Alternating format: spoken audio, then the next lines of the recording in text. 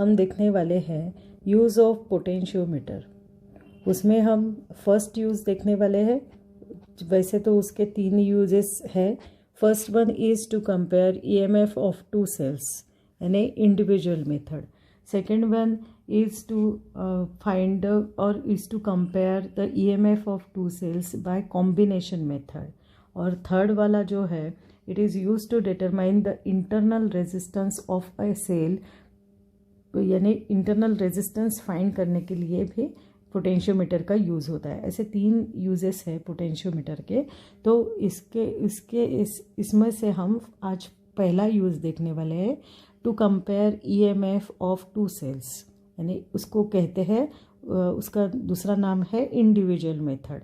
ठीक है, तो ये हमको लैब में भी ये एक्सपेरिमेंट करना पड़ता है, बहुत इम्पोर्टेंट है, इसलिए आज इसकी थ्योरी समझ लीजिएगा। तो देखो आपके एक्सरसाइज में इसके ऊपर क्वेश्चन भी है। एक्सरसाइज में क्वेश्चन नंबर 6, ये क्वेश्चन नंबर 6 मैंने यहाँ पे खास लिखा है इसलिए कि यानी आपके एक्सरसाइज में है। तो देखो क्या क्या क्वेश्चन है। Describe how a potentiometer is use to compare the EMF of 2 cells by connecting the cells individually. यानी पोटेंशियोमीटर को कैसे यूज़ करते हैं, किसके लिए, टू कंपेयर द ईएमएफ को कंपेयर करने के लिए, 2 सेल के ईएमएफ को कंपेयर करने के लिए पोटेंशियोमीटर को कैसे यूज़ किया जाता है, by connecting the cells individually. 2 cells को इंडिविजुअली कनेक्ट करना है। ठीक है, तो अब हम देखेंगे पहला, यानी to compare the EMF of cells. हम देख रहे हैं compare the EMF of cells. उसमें से हम देख रहे हैं कि सेल्स को हम कैसे लगाएंगे, सेल्स को हम इंडिविजुअल लगाएंगे। ठीक है, तो अब यहाँ पे आपको जो लैब में यूज़ करते हैं, यानी लैब में हम इसके ऊपर जो एक्सपेरिमेंट करते हैं वो एक्सपेरिमेंटल एपरेटस आपको दिखाई दे रहे हैं, और नीचे की डायग्राम में आपकी बुक वाली डायग्राम आपको दिखाई दे रही है। बुक में, टेक्स्ट बुक में आपके जो डायग्राम है ना वो नीचे आपको दिखाई दे रहा है। सेम ये डायग्राम के जैसे ही ऊपर आपको कनेक्शंस दिखाई दे रहा है। पहले मैं आपको जो डायग्राम है उसको उसमें क्या क्या है उसको मैं समझा देती हूँ। क्या है देखो, पहले आपको यहाँ पे दिखाई दे रहा है कि ई क्या है। ई इज़ अ सेल, ये है सेल, ये सेल यहाँ पे है, और यही सेल आपको डायग्राम में यहाँ पे ऊपर के डायग्राम में दिखाई दे रहा है। ये सेल है जहाँ पे मैंने ऊपर के डायग्राम में राइट अभी किया है। देन के इज़ अ की, के क्या है, की है, तो ये की आपको यहाँ पे ऊपर के डायग्राम में यहाँ पे दिखाई दे रही है, ये की है यहाँ पे। ठीक है, राइट किया अभी मैंने। उसके बाद में ये जो यहाँ पे है ये है रियोस्टैट, इसको बोलते हैं रियोस्टैट। रियोस्टैट कहाँ पे है, तो दिस इज़ रियोस्टैट, ऊपर के डायग्राम में आपको दिखाई दे रहा है, ये रियोस्टैट है। उसके बाद में ये फर्स्ट सेल है, उसको बोलते हैं Leclanche cell. E1 is the generally Leclanche cell लेते हैं, तो यहाँ पे वाइट कलर का आपको दिखाई दे रहा है ना बॉक्स, ये है लेक्लैंचे सेल। यहाँ पे मैं लिख भी लेती हूँ E1। ठीक है, और E2 is known as Daniell cell, generally Daniell cell लेते हैं, तो ये है E2 हमारा दूसरा सेल। ठीक है, और यहाँ पे हम यूज़ कर रहे हैं 2 वे की। कैसी की है ये, 2 वे की बोलते हैं उसको। 2 वे की यानी कैसी है, आपको यहाँ पे दिखाई दे रहा है, मैंने अभी सर्कल किया है उसको, तो आपको दिखाई दे रहा है कि इसमें 2 यहाँ पे गैप है, ये गैप एक और ये दूसरी गैप, यानी यहाँ पे आपको कीज़ को इंसर्ट करना पड़ता है। यह 2 गैप आपको ऐसे दिखाई दे रहा है, ये एक यहाँ पे नॉब है और यहाँ पे एक नॉब है, और ये यानी ये फर्स्ट गैप है। सपोज दिस इज़ K1 और दिस इज़ K2। ठीक है, उसके बाद में G इज़ गैल्वेनोमीटर। G क्या है, गैल्वेनोमीटर है। गैल्वेनोमीटर ये कहाँ पे है, डायग्राम में आपको दिखाई दे रहा है ब्लैक कलर का, ये है गैल्वेनोमीटर। ठीक है, ये है हमारा गैल्वेनोमीटर। ये जी जो जहाँ पे लिखा है ना, मैं यहाँ पे भी जी लिखती हूँ। उसके बाद में J is known as jockey. J को बोलेंगे हम jockey. Jockey is a pen like structure which is move over this wire. Potentiometer wire पे यूज़ करने के लिए यहाँ पे मैं J मैंने लिखा हुआ है। ठीक है, और A and B is the potentiometer wire. तो A यानी यहाँ से स्टार्ट होता है, तो इसको A बोलेंगे, ये A पॉइंट है आपका और ये B पॉइंट है। एंड जहाँ पे होता है वो बी पॉइंट है। तो सेम एक्सपेरिमेंटल अरेंजमेंट आपको करना पड़ता है। देखो पॉजिटिव जो सेल का पॉजिटिव जो है वो ए की तरफ गया है, वैसे ही सेल्स का पॉजिटिव अब यहाँ से जो वायर निकली है वो ए की तरफ गई है। रेड वायर आपको दिखाई दे रहा है, ठीक है। रेड इज़ नोन, रेड कभी भी पॉजिटिव रहता है और ब्लैक वायर निगेटिव रहती है, ठीक है। उसके बाद में निगेटिव जो सेल का निगेटिव गया है की को, तो यहाँ पे आपको निगेटिव ब्लैक वायर दिखाई दे रही है, वो गई है की को, ठीक है। फिर उसके बाद में की को एक रियोस्टैट का एक टर्मिनल की को अटैच किया है। देखो वाइट वायर आपको दिखाई दे रही है डायग्राम में ऊपर। उसके बाद में रियोस्टैट का एक टर्मिनल नीचे वाला ओपन रहता है, और ये जो एरो टर्मिनल है यानी ये ऊपर का वेरिएबल जहाँ पे वेरी कर सकते हैं, ये जो ये जो बार है, बार के ऊपर के डायग्राम में देखिए बार रियोस्टैट जो है ना उसको एक बार लगाया हुआ रहता है और ये स्लाइडर मूव होता है, ठीक है। हम यहाँ से एडजस्ट करते हैं तो ये बी को गया है। देखो आपको वाइट वायर दिखाई दे रही है, यहाँ से निकल के वो बी को गई है, ठीक है। वैसे ही रियोस्टैट से बी को गई है। उसके बाद में ए से अब ऊपर देखो, ए से एक वायर गई है E1 के पॉजिटिव को, बड़ा वाला जो रहता है वो पॉजिटिव A1 की वायर गई है, ए की वायर गई है ये E1 को, और दूसरी वायर E1 की निगेटिव को वायर गई है K1 को, ठीक है। तो ये दिखाई नहीं दे रहा है आपको, पर ये यहाँ पे K1 को गई है, ये ऐसे बाहर से गई है। उसके बाद में K1 जो है it is connected to the galvanometer, या आपको दिखाई दे रहा है कि यहाँ पे कनेक्शंस जो है वो गैल्वेनोमीटर को कनेक्ट करे हुए हैं, ठीक है। तो अभी यहाँ पे अच्छे से दिखाई नहीं दे रहा होगा आपको, पर ये आप समझ लो। और जॉकी जो है एक टर्मिनल गैल्वेनोमीटर का कहाँ पे कनेक्ट किया है, टू द जॉकी जे, ठीक है। वैसे E2 का E2 का जो पॉजिटिव है यहाँ पे बड़ा वाला पॉजिटिव रहता है, इसको याद रखना है। E2 का जो पॉजिटिव है वो भी ए टर्मिनल को गया है और निगेटिव जो है वो K2 को गया है, ठीक है। तो ऐसे हमारे कनेक्शंस रहते हैं। आपको लैब वाले कनेक्शंस भी मैंने अभी बताए हैं, ये आपको एक्सपेरिमेंट करना पड़ता है, ठीक है, लैब में भी। तो समझ में आया, ये है हमारे कनेक्शंस। अब हम देखेंगे एक 1 बाय 1 इसकी थ्योरी देखेंगे। अब जिसका हमको EMF कंपेयर करना है वो सेल्स के पॉजिटिव टर्मिनल हमने कनेक्ट किए हैं ए को, आपको दिखाई दे रहा है, ठीक है। तो ए को कनेक्ट किए हैं, और ये मेन जो है ड्राइविंग सेल जो बोलते हैं यानी जो सर्किट को चलाता है, ये है उसका, ये है मेन सेल, ये प्लस माइनस, और उसका EMF क्या है, E है, ठीक है। ये समझ में आया। के ये है के, ये तो अभी हमने देखा ही है, ठीक है। और ये है हमारा रियोस्टैट, ये अभी हमने देखा है, ठीक है। और ये रियोस्टैट को हम ऐसे एडजस्ट करते हैं कि ए जो है, पॉइंट ए जो है it is at higher potential. Point A कैसा रहना चाहिए, हायर पोटेंशियल को रहना चाहिए देन बी, ठीक है। समझ में आया।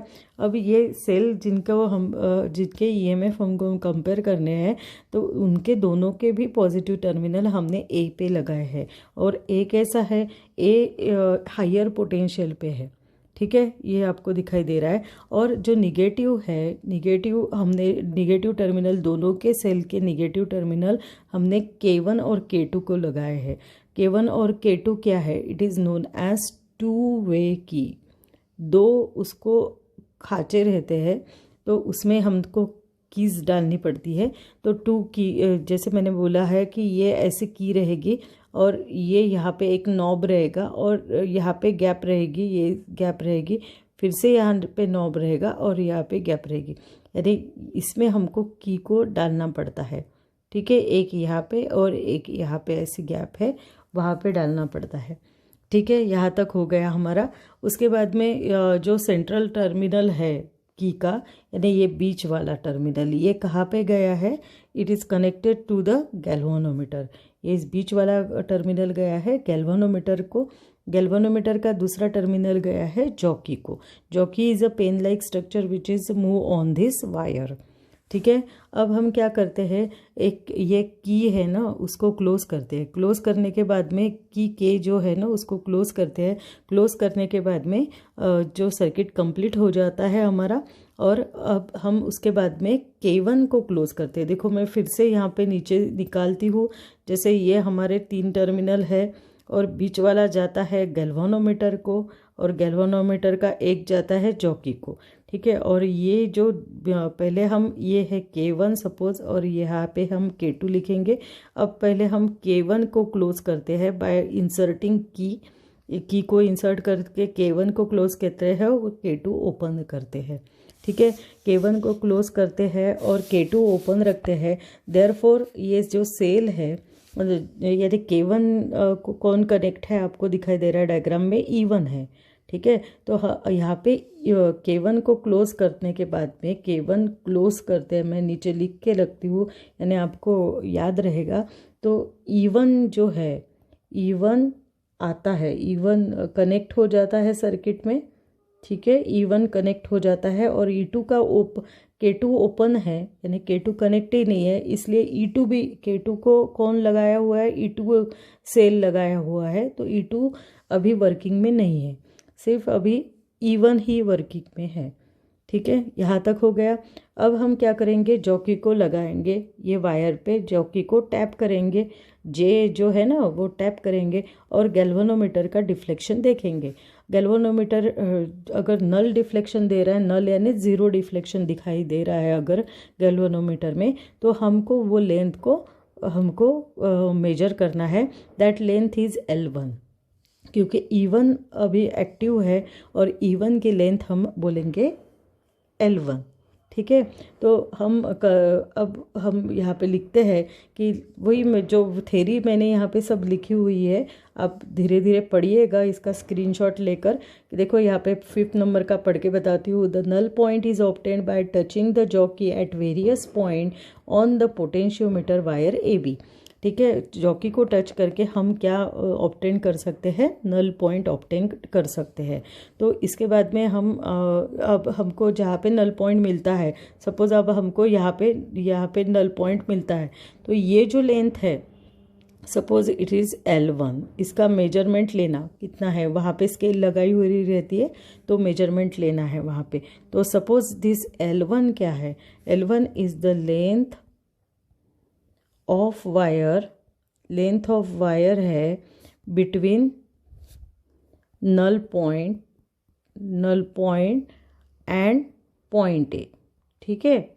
ये है हमारा L1, यानी ये पॉइंट और ये जो A है इसके बीच का ये जो है हमारी L1 मिल गई हमको। ठीक है। उसके बाद में दैट इज़ L1 क्या हो गया, L1 is corresponds to the cell EMF E1 of the cell. So here we get E1 is equal to KL1। ठीक है। उसकी वैल्यू आती है E1 इज इक्वल टू, जो यानी हम बोल सकते हैं कि L1 करस्पॉन्ड्स है टू द EMF E1 और it is equal to KL1। K क्या है, पोटेंशियल ग्रेडियंट है, अभी हमने देखा हुआ है, where K is equal to potential gradient है, यानी V/L है। ये अभी हमने देखा हुआ है, ग्रेडियंट अलोंग पोटेंशियोमीटर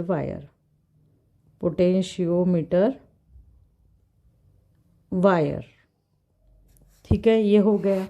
अब हम क्या करते हैं, K1 को ओपन कर देते हैं। जैसे हमने अभी ये यहाँ पे K1 को ओपन कर देते हैं। देखो ये ऐसी है हमारी की ना, ये 3 टर्मिनल है, यहाँ पे K1 है और यहाँ पे K2 है। अब हम K1 को ओपन करते हैं और K2 में की लगाते हैं, यानी K2 क्लोज है। जब K2 क्लोज है तो हमको L2 लेंथ मिलेगी। ठीक है।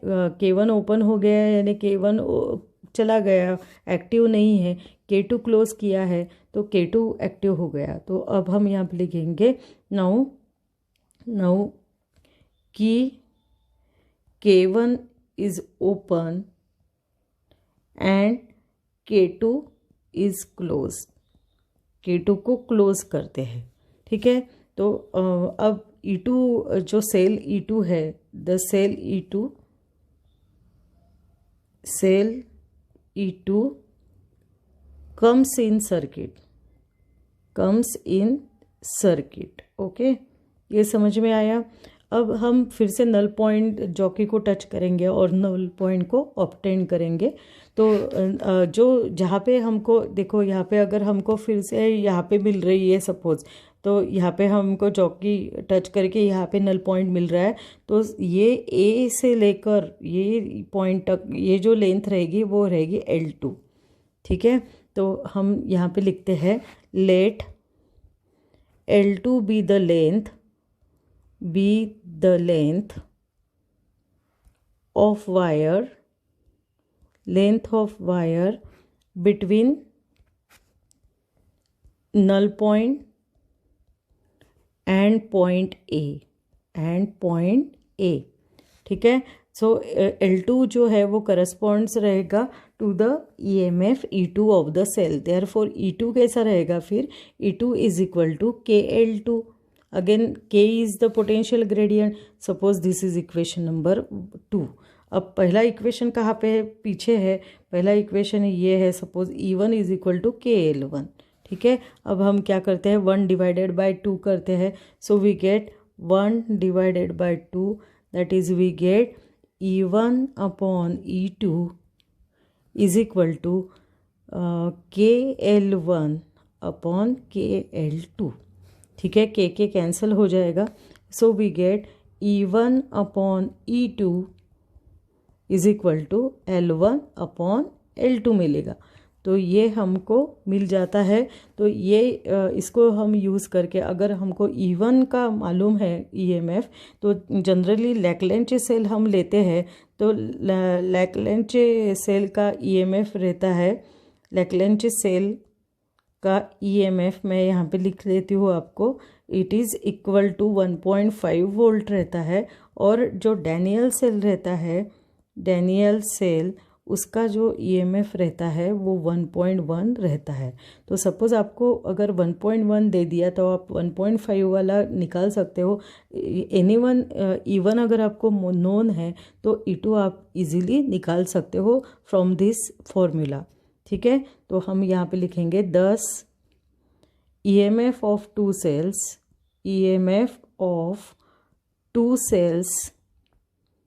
Can be compared if any one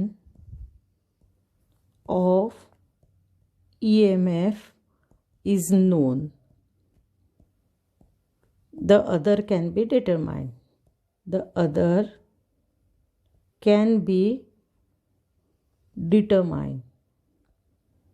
तो समझ में आया। यानी अगर सबको सपोज़ आपको एक सेल का EMF बता दिया गया 1.5 है, तो आप E2 का निकाल सकते हैं फ्रॉम दिस फॉर्मूला, या आपको E2 का मालूम है तो E1 निकाल सकते हो। तो this is the formula, E1 upon E2 is equal to L1 upon L2। तो अभी समझ में आया कि what is the use of potentiometer. तो this is the first use of potentiometer to compare the EMF of two cells by connecting the cells individually. ठीक है, तो ये 3 मार्क्स के लिए आपको क्वेश्चन आ सकता है। आपको इतना सारा कंप्लीट लिखना पड़ेगा। ठीक है, समझ में आया। लैब में भी ये एक्सपेरिमेंट आपको करना है। आपको यहाँ पे 2 सेल दिए जाएंगे, लेकलेंचे और डैनियल सेल, और एक आपको वैसे मैंने आपको बता दिया है कि लेकलेंचे का 1.5 वोल्ट रहता है EMF और डैनियल का 1.1 वोल्ट रहता है। तो कोई भी एक का आपको वहाँ पे बता दिया जाएगा और फिर आपको दूसरे का निकालना पड़ेगा। यानी आपको एक बता दिया गया तो आपको आंसर मालूम होना चाहिए कि नियर अबाउट 1.5। अगर आपको 1.1 दिया गया तो आपको आपका जो आंसर रहेगा वो 1.5 आना चाहिए। ठीक है, तो यहाँ पे हमारा फर्स्ट यूज़ कंप्लीट होता है।